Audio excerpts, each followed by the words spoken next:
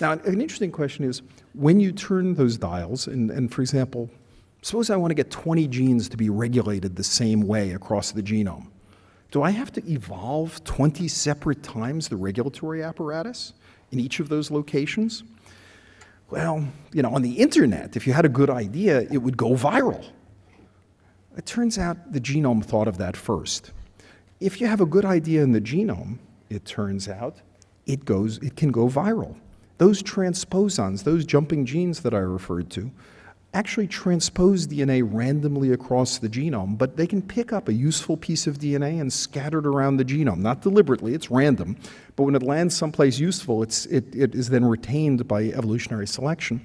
And it turns out that now it's about 25% of all the innovation I talked about was clearly disseminated by transposons.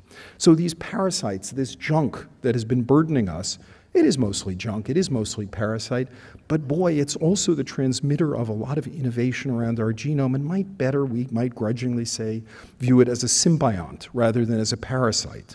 So these are all the new things that have come in the last decade about what our understanding is of this genome. Now, other things that we didn't really think about at all back then, a decade ago, was the things that sat on top of the genome, the epigenome. So the genome is wrapped up in histone proteins. Those histone proteins are modified in all different ways. Other proteins bind to the genome, and there's a landscape of proteins that have been assembled across the genome, and it changes from tissue type to tissue type across development. Well, it's possible, using the power of maps, to map all of those epigenomic modifications to the human genome. If I have an antibody to any particular protein or any particular modification, I can pull down the protein, see what DNA it's attached to, pull down with it the DNA it's attached to, and sequence that DNA. And by sequencing the DNA that's attached to the protein, I can get a map of where the protein sits by laying it back on that human genome. That's the power of having one reference sequence. And so if I have an antibody against green stuff, I can get a map of where the green things are, and an antibody against blue things, I can get a map of where the blue things are. And so you can begin to build really interesting maps. And what do you learn when you map epigenomics? Well, the green thing, for example, is a protein that binds at the promoter of a gene, where gene transcription starts.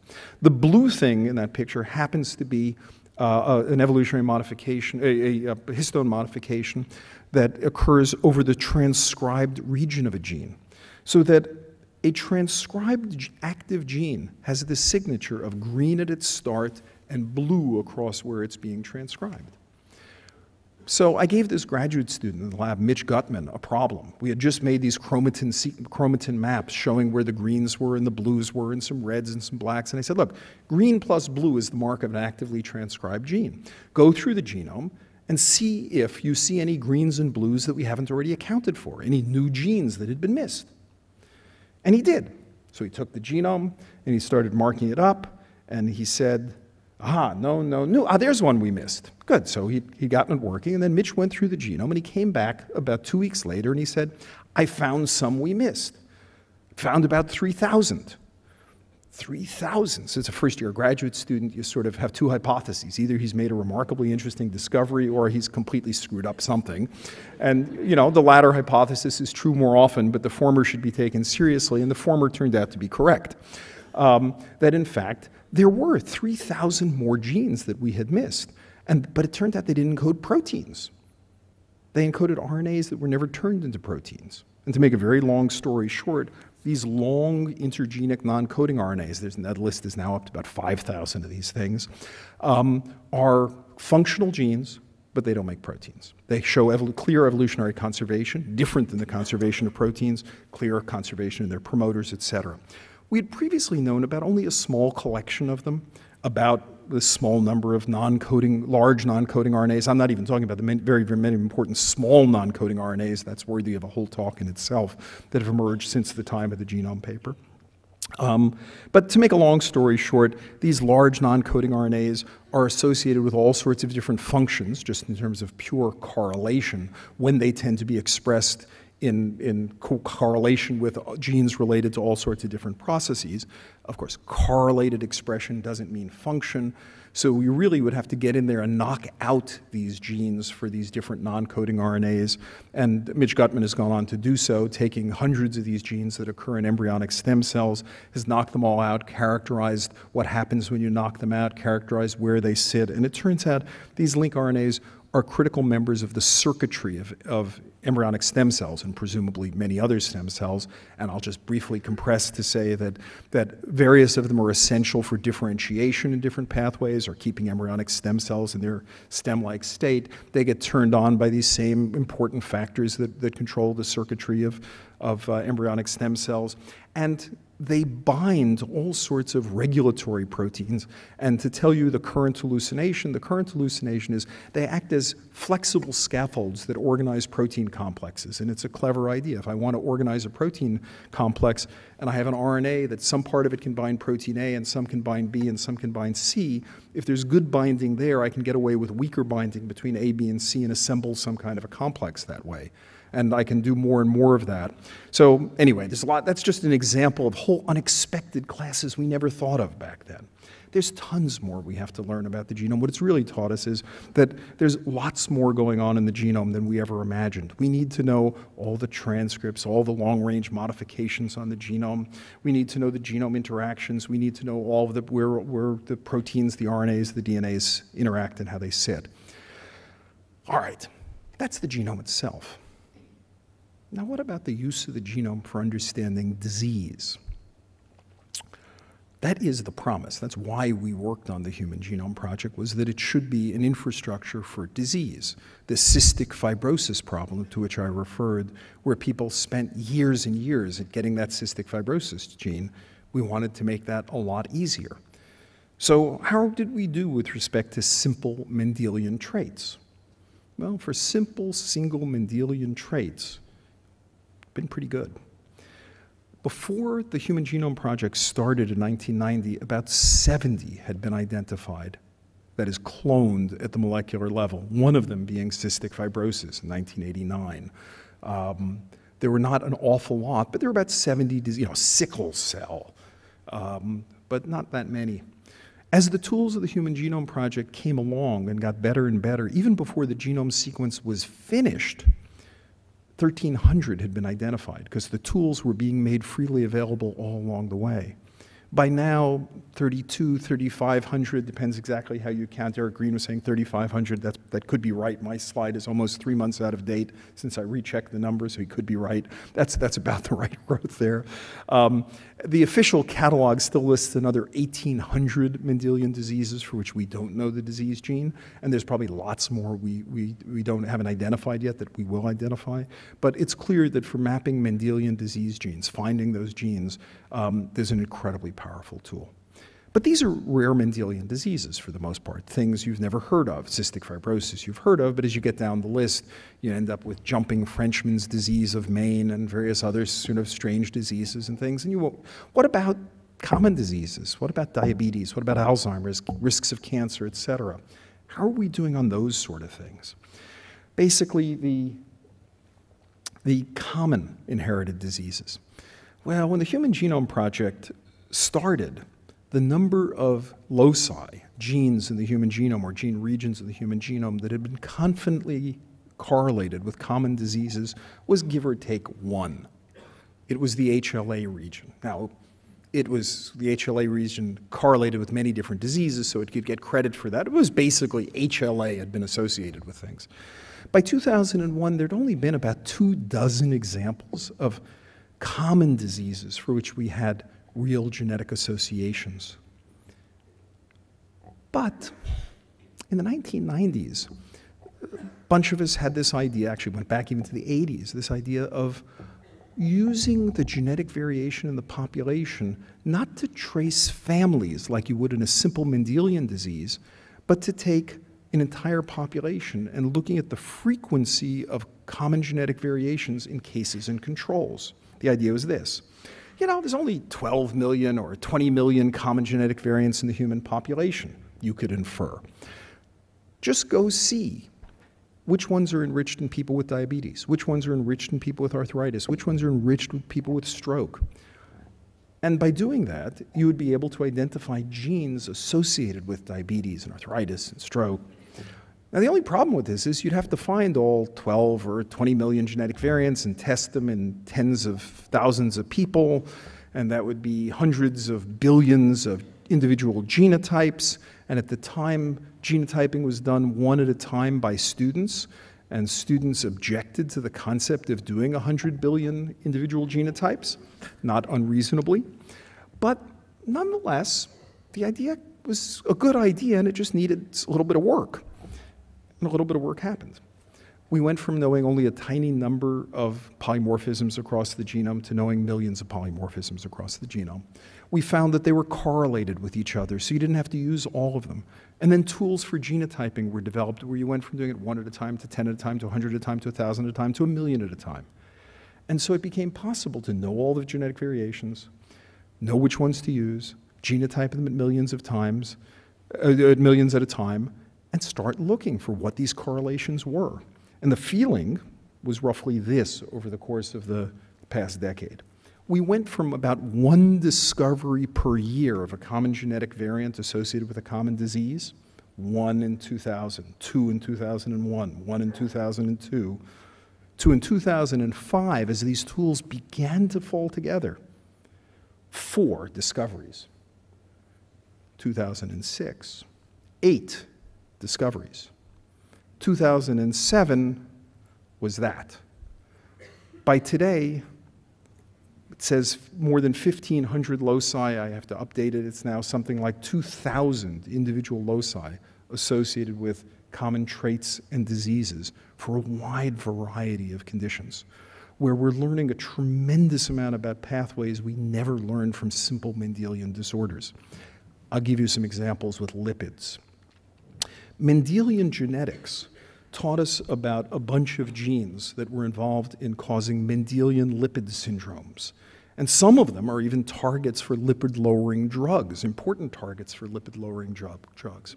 This is what we knew from Mendelian genetics. With this idea of genome-wide association, that's now grown to more than 100 loci that are involved in that. Lots and lots of additional loci have been identified. And many of these are fascinating physiology and biology and likely drug targets. This is work of Sate Kathresan, who's at the MGH and the Broad. An example, the sortilin-1 gene, where there's a very common allele in the population that lowers LDL very significantly in single and then double doses, decreases risk of coronary artery disease, and it's well mimicked by mouse models that do the same thing. Or, beautiful work of Helen Hobbs, the PCSK9 gene has a low-frequency common variant, about 2% in the population, and heterozygotes have much lower LDL, and they have about a 50% lower risk of coronary heart disease, and various companies have jumped into making antibodies to reduce this circulating factor in the blood, and they clearly have dramatic effects on LDL and are likely to have protective effects on coronary heart disease. So LDL lowering, all sorts of new ideas are emerging from the genetics. Now there's also HDL. I'm sure most of you have had your LDL and HDL cholesterol measured, and you know that LDL cholesterol is bad cholesterol and HDL is good cholesterol, and you want to have high HDL levels. It's true, you do want to have high HDL levels. HDL levels are correlated with protection. But pharmaceutical companies have gone off and spent billions of dollars making drugs to increase your HDL levels. The fact that HDL levels are correlated with protection does not mean that making a drug that raises HDL levels will protect you. That's a little small intellectual point worth billions of dollars. And so, to make a very long story short, clinical trials have come in and they've failed. These drugs don't appear to offer additional protection, and the genetics indicate why. The genetics say that whereas those genetic factors that change your LDL risks really are associated with heart disease. Those that change your HDL risks are not associated with heart disease. Anyway, I could go on and on about different things: inflammatory bowel disease, schizophrenia, and how it's jumped up now to 62 genes involved in schizophrenia, and to the fact that we've looked at the high frequency, but we've got to look at the middle frequency and the rare variants. There's tons and tons more to go. I'll very briefly say the same is going on with cancer. With cancer, we know it's a disease of the genome.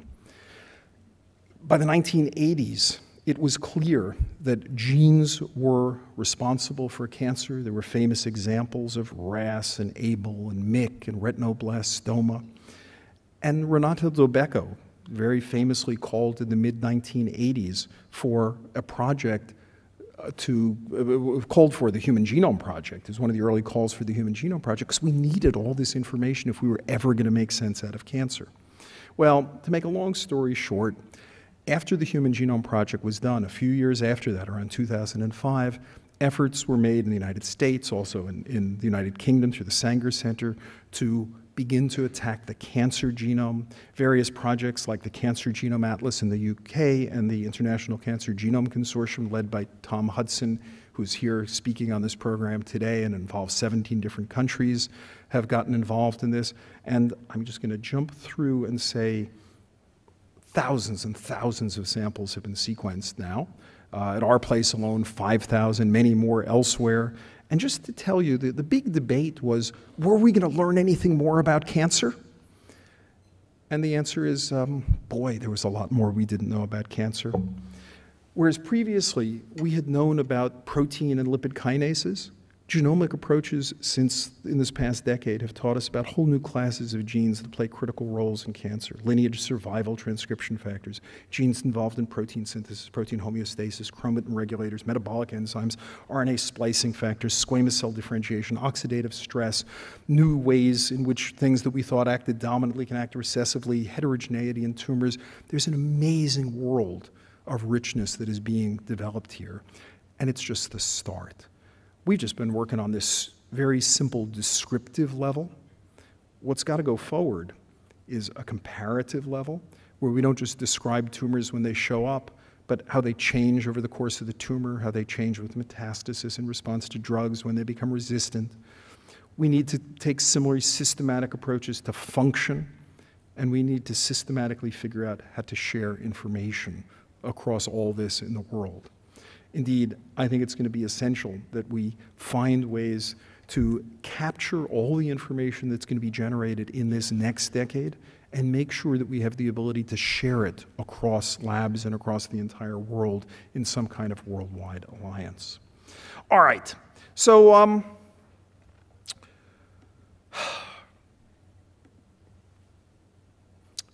what have we learned? Well, we learned a lot about genome sequencing. We thought we knew what we were doing. Turns out it's gotten a million times better. That's pretty good. Functional elements in the genome. We've learned it's a lot richer, a lot more complex, and those complexities matter. The things that are driving common disease, many of them are these regulatory sequences. It's important to know all the functional elements in the genome. We were playing with half a deck when we didn't understand the roles of regulatory elements, the roles of RNAs. The basis of inherited disease. Mendelian disease, it's just working, it's going to get done. Common complex inherited disease, tremendous amount of progress. It's going to take tens of thousands of samples. The common genetic variation has already led us to many exciting new pathways. Rare genetic variation may also contribute to that. I think we'll see that in the next several years. The basis of cancer, I think we'll see complete catalogs of all the major types of cancer, all the pathways that get affected. And they will provide a catalog, a roadmap for the future. I didn't talk about human history. I could have taken a couple moments on that, but we have Svante on the program, and Svante will tell you so much more about the amazing and wonderful things about human history.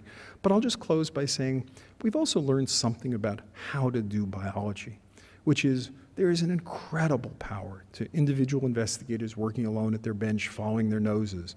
But boy, is that complemented by a whole community coming together to unite around bold ideas and create knowledge bases, tool bases, and that there is a beauty and a creativity and an intellectual depth and rigor to creating those things that will then lift 1,000 ships. The Human Genome Project was not an aberration. It was just a forerunner of one important way to do biology that in the past decade we've come to embrace. Biology inherently now is about big data. It requires generating those data, generating those tools, and sharing all of that freely amongst people. And in many ways, I think that was the proudest legacy of the Human Genome Project. Anyway, I'm honored to be able to kick off this exciting symposium and to say thank you once again to the Gairdner and to all of you. Thanks much.